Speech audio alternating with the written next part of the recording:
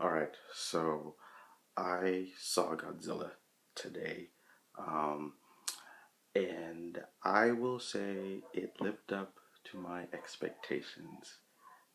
And that's pretty big considering that this was my most anticipated movie of the year.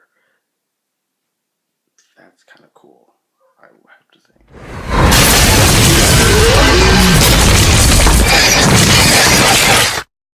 Alright, so Godzilla is directed by Gareth Edwards, and it's written by Max Bornstein. It is distributed and produced by Warner Brothers and Legendary Pictures. It stars Aaron Taylor Johnson, Elizabeth Olsen, Ken Watanabe, Bryan Cranston, and Sally Hawkins. Amazing cast. You have pretty, pretty cool cast. This movie is big, epic, surprisingly funny at times, and it's just pretty much what a summer blockbuster movie should be. This movie reminds me a lot of two movies. It reminds me a lot of Rise of the Planet of the Apes and Cloverfield. And I guarantee you, the studio and the director all sat down and watched those two movies while they were discussing about this movie because it has the feel of Cloverfield and where there's this air of mystery around both what's going on in the monster, and it has that element of of escalation that Rise of the Planet of the Apes has, and the monster at itself at its core is it's a pretty interesting creature. They do a really good job at establishing what Godzilla's backstory is and diving into that mystery and giving you just a little bit of tidbits all throughout the movie to whet your appetite, as well as Jaws. This movie has a big, huge Jaws influence because it sneaks in the monster where it's most, unexpected, and you jump out of your seat, you get back, you go, Godzilla's there. There's a flaw in this movie, and I will say that there's a flaw.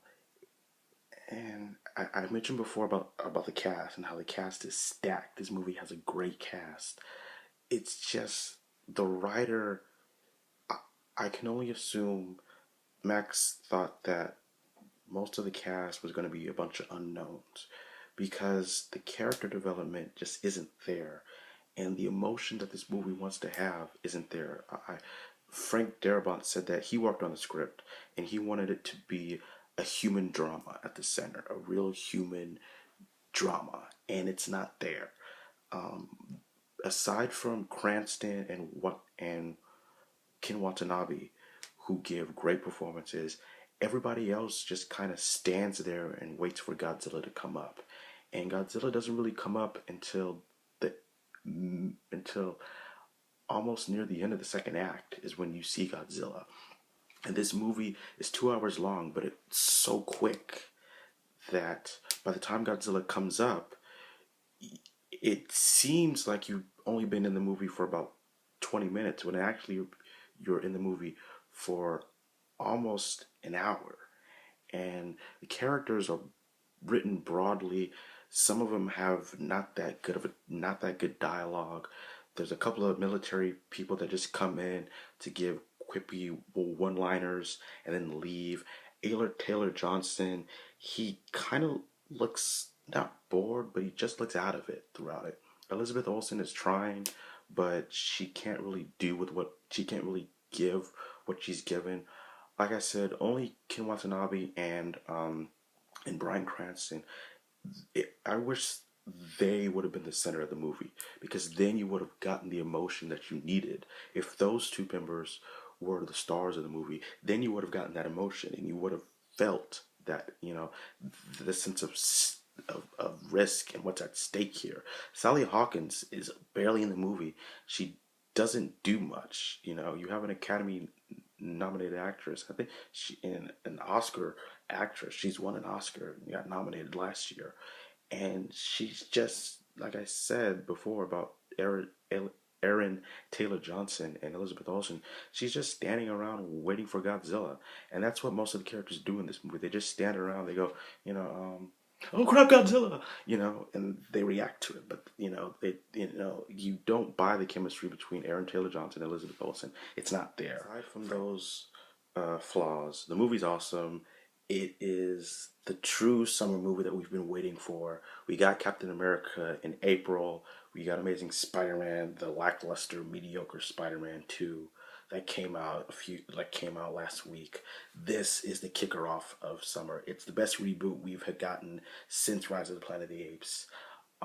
It carries on that tradition of a gritty, realistic reboot that Batman Begins set.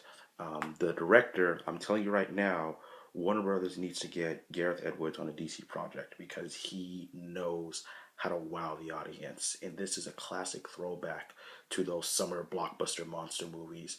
It'll make you feel awe and be inspired.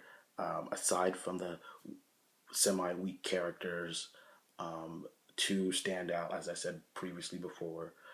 So I'm gonna give a rating. I don't use a standard 4-star rating. So I'm gonna say that this movie is really badass. I'd recommend seeing it in the theater. In fact, see it as many times as you think that you need to. I'm probably gonna go see it at least 3 times altogether when it comes out in America in 6 days. So that's my review. Hopefully you guys like it. And hopefully you guys take away from the movie what I took away from it, which is this is a great fucking movie. This movie's amazing and it just pops out. It pops out at you. Oh, quick note. Andy Serkis came in and did a little bit of motion capture for the studio on Godzilla. And you can tell where he comes in.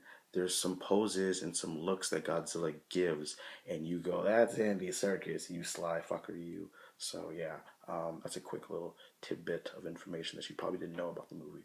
So yeah, go see Godzilla when it comes out.